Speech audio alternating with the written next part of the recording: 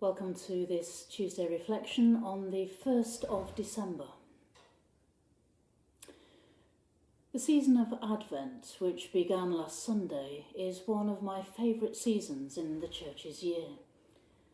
Although it has some of the penitential flavour of Lent, its main themes are of watching and waiting in hopeful expectation for the coming of Christ. Many churches now hold Advent carol services, when these themes can be explored in the context of worship, with readings and carols, and some of those wonderful Advent hymns that sadly we're not allowed to join in with this year, but still have the power to touch our hearts by just listening to them. The suite of resources produced by the Church of England in common worship provides for 4 different themes that can be used at Advent carol services. And I'd like to explore these themes a little over the next 4 weeks, leading up to Christmas. The first is entitled A Vigil for Prisoners and Those Who Sit in Darkness. Our attitude to prisoners varies greatly. A common response to criminals is to be glad that they're paying for what they've done by being stripped of their liberty, and, especially for some of our more dangerous criminals, that they've been taken out of society and are no longer a threat. Sometimes we might manage a more generous response and hope that their experience of being in prison provides them with the opportunity to reflect on the impact their crimes have had, so that with the support of prison chaplains and others, they might change their ways and become more responsible citizens of society. Having worked alongside prison chaplains and heard the stories of their work with prisoners, there is no doubt that prisons can be places of hope, and people's lives can be changed as they're helped and supported to address often challenging things in their own lives that are at the root of the behaviour that has landed them in prison. God is at work there no less than anywhere else in our world, and in the hearts and minds of prisoners no less than in our own. Some prisoners indeed come to faith as they serve their sentence. In the parable of the sheep and the goats in Matthew's Gospel, the Son of Man places himself in the person of one who's in prison and commends the sheep, those at his right hand, for showing mercy and compassion. I was in prison and you visited me, and for as much as you did it to the least of these, you did it to me.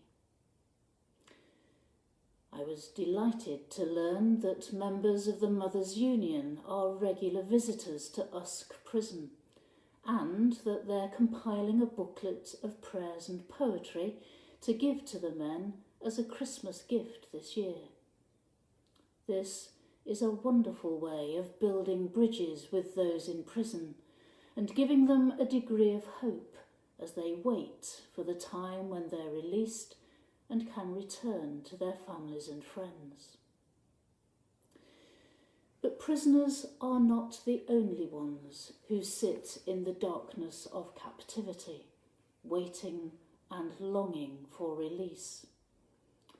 There are many in our communities held captive by addiction and other forms of self-harm, sometimes as a result of temptation, but often as a way of coping with the inner pains they're experiencing. It's highly likely that incidents of addiction have arisen and increased as a result of the pandemic, the lockdowns, and the adverse impacts they've had and continue to have on people's sense of physical and mental well-being. There are others who are captive to the memories of abuse and violence, whose lives are overshadowed by shame and self-hatred because of what others have done to them. Again, tragically, there's evidence that cases of domestic abuse have increased since the first lockdown back in March. Others still feel held captive to their circumstances, trapped in poverty with no obvious way out. That too is going to escalate over the coming months, perhaps even years. All these and more could be said to be examples of those who sit in darkness, waiting for something to change, longing for release, hoping for something more, something better. Both the Old and the New Testaments testify to the hope that God will come to save his people. Isaiah, in that wonderful prophecy in chapter 42, tells of the time when God will open the eyes that are blind and bring out the prisoners from the dungeon, from the prison, those who sit in darkness. A similar theme is picked up in what we know as the Benedictus, the song of Zechariah, as he prophesies of the role that his son, John the Baptist, will play in preparing the way of the Lord who will give light to those who sit in darkness and in the shadow of death, and guide our feet into the way of peace. And this is picked up specifically by Jesus at the very beginning of his ministry.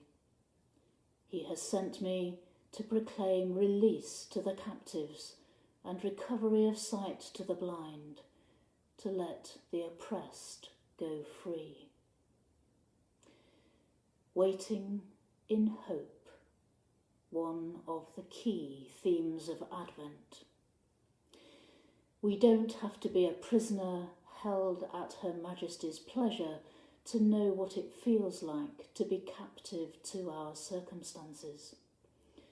There is a sense in which we all sit in darkness, the darkness of our sin, if nothing else.